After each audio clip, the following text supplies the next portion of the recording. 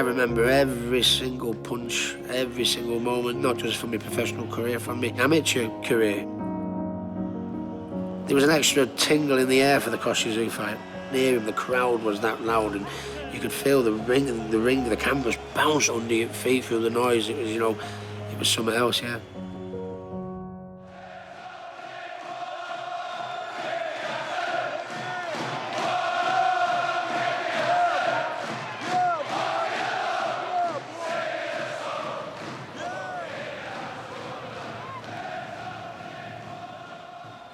I always had, from a very young age, a very pro style in the amateurs. I had the body punching off to a T.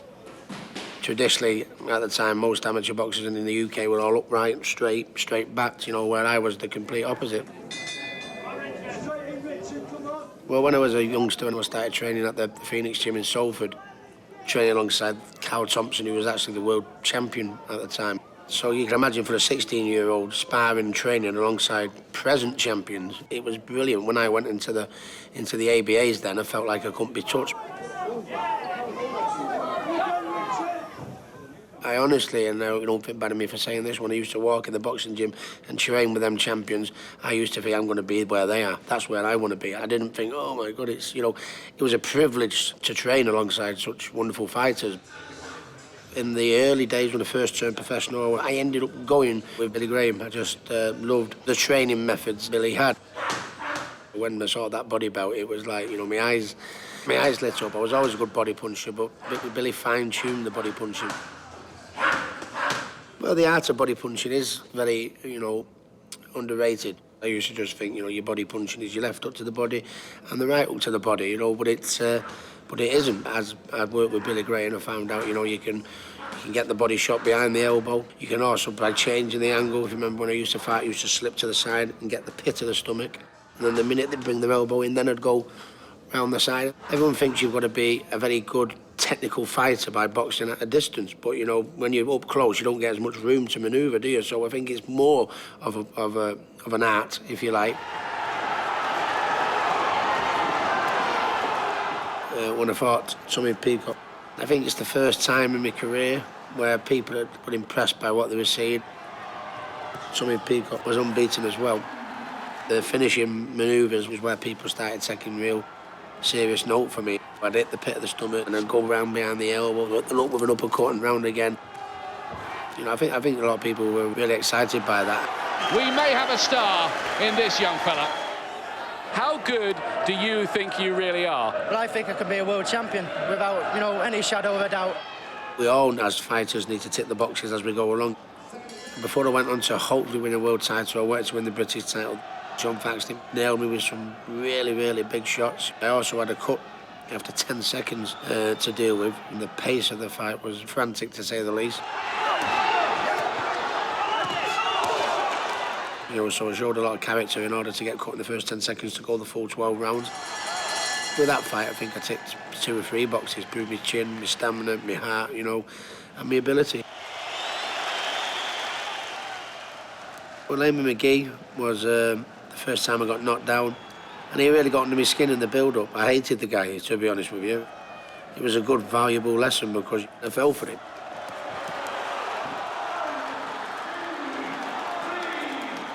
The knockdown was a bit of a flash knockdown, but he caught me. He caught me in the second round even bigger, which really my legs stiffened up for a bit.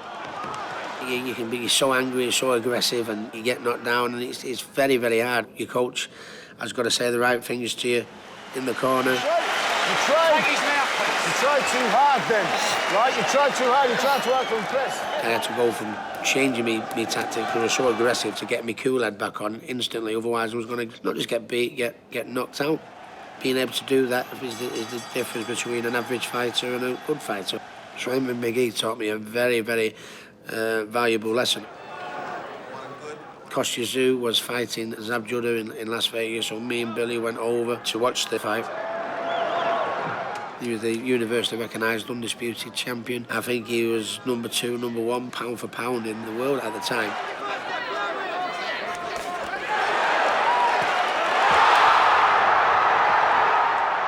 He was a murderous puncher. And with my style of being so aggressive and attacking, with that power he had in the right hand, I don't think many people give me much hope. But me and Billy were the only two, I think, that believed we could do it. You know, there's other fighters we can go for, but, you know, he was the best, and I wanted to be the best, and that was my attitude. And not a lot of people give me much chance. I think being an underdog has always fueled me. You say get under my skin. I used to think, people not seeing in me what I see. I said, I think I've got the style to beat Kostya Tszyu. I think I've got the ability to beat these guys. Public perception was always a big thing to me. It really meant a lot to me what people think, and I couldn't get my head around why they thought I had no chance against Kostya Tszyu, and I think that really gave me, you know, the bit between my teeth to go out there and prove everyone wrong. Ladies and gentlemen, the time has come for the bout you've all been waiting for. There's one thing, you know, I will miss out of boxing. It's not winning the belts, it's not winning that. It's like walking out that little gap that any fighter will tell you, from leaving the changing rooms, you know, to walking to the ring, is the worst moment of your life, you know. But then when it's over and it's done and you've won and everything, it's the best moment. There was an extra tingle in the air for the Kostya Tszyu fight, because it was a Mancunian in Manchester fighting one of the best fighters on the planet, pound for pound, wasn't it? I felt a very, very strong bond to all my fans. And I used to look at him in the crowd and look in their eyes, especially in Manchester, how passionate the fans were, you know, how much love they had for me. And I felt like, you know, you've got to do it for all these people here. Come on, let's do it. I got in the ring announcer doing the introduction. I couldn't even hear Jimmy Lennon. Couldn't even hear him. The crowd was that loud, and you could feel the ring, the canvas bounce under your feet, you know, through the noise. It was, you know, not very pleasant at the time, but it's like memories now when you look back at it. Oh, it makes you feel it was something else, yeah. Ricky, the Hitman Hatton.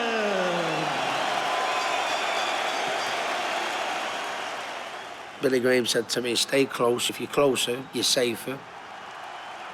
Tszyu's right hand was lethal. You know, if you're on his chest, he can't get it in, you know. So the game plan for, although it was going to be a dangerous one, was to stick to him like glue. Don't let him feel like he can ease into the fight. Set a real hot pace in that first two, and I think because I won them first two quite comfortably, I think Tszyu he had to raise his game, which is what I wanted him to do. You know, I wanted him, you know, to work harder. You know, I was the younger man. I wanted him to work harder than he's ever done. He must have sat on his stool at the end of the second round and thought, you know what, I'm going to pull my socks up here and really raise it. What we were working on, our game plan, was working. Tszyu's having trouble keeping him away at times. Tszyu's trying to box now. He's trying to time him as he comes forward. This is when Tszyu is at his most dangerous. I was working and put the pressure in on him, and I was taking punches in order to get close, and he was winning a lot of the rounds in the early part of the fight. Billy Graham in the corner was telling me to keep at him. He said this pace is too hot for him, he won't last it. If you keep at him, Rick, keep at him. You'll get better. You know, that's what I did. Well, Watch out, right hand. Yeah, right at the start of the round, And another one.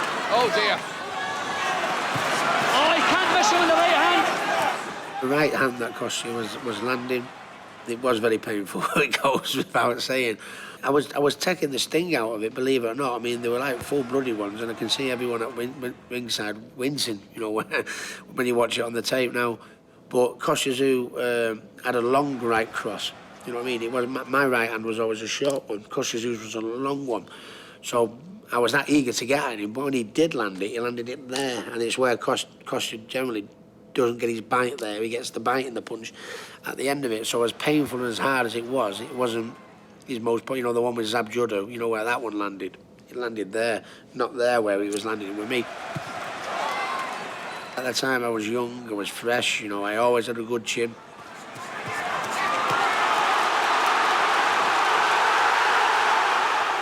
Maybe McGee hit me with some big shots, John Fax hit me with some big shots. I think Kostya was probably a bigger puncher than Pacquiao, a bigger puncher than Mayweather, and they ended up knocking me out in the end. But that's just, you know, wear and tear over the years, how that happens.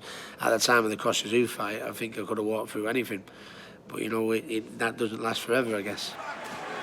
Will Tszyu begin to will? He went dropped his hands and got caught by a right hand.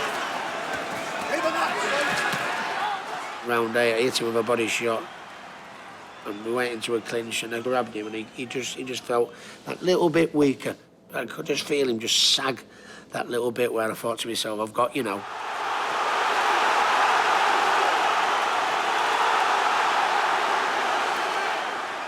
The thing is, I'd had to work so hard and took so many punishment in them early rounds. Once I knew I had him, I wasn't gonna let it slip. You know what I mean? It was crossing my mind. I was going, oh, Billy. I said, I'm so tired. I said, I'm so tired. I don't think I've got anything left here. He went, You know this tight, you've got to dig deep now. this is what we trained for, didn't it? We said we wanted to be the best. I don't care how tired you are. Don't blow it now, son, you know, and as hard as it was and as tired as I was able to find it. And I think the good fighters, they don't know where they find that last bit of breath or energy from. They found it. Tszyu is in survival mode at the moment. At the end of round 11, I was absolutely gone, shattered. And I knew I had him. And I was shaking my head to Billy, and I was going, what round is it? I was really just trying to suck it up, spat my gum shield out, and I thought, he's gone this now, oh, God. Billy kept turning around, because Billy wants to have a look at the opponent's face and see how heavy he's breathing. All I was bothered about was how heavy I was breathing at the time, if I'm honest. Even Kostya was shaking his head in the corner. I couldn't see that at the time, but when Dave Parrish went like that, you know, I just dug Billy. I didn't even have the strength to celebrate. I just fell on the floor and started crying. And yeah, I always get a little bit teary when I watch it now. There's something going on in the corner. The dream is made real. Ricky Hatton rocks the world with a truly stunning win over a modern legend.